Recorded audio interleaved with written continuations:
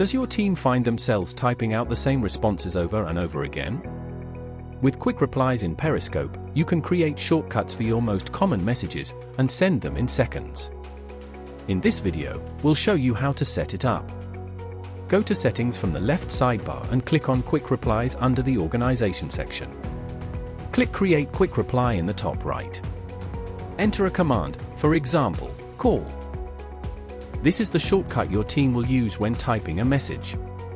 In the Compose section, type the message you want to send. For example, feel free to book a demo call from here and paste your demo call link. Once done, click Save. Now let's see it in action. A customer has reached out asking about a demo call. Instead of typing out the full message, just type / and call in the message box. The quick reply appears instantly, just click it and send. That's it. The customer receives your message with the demo link, without your team having to type a single word.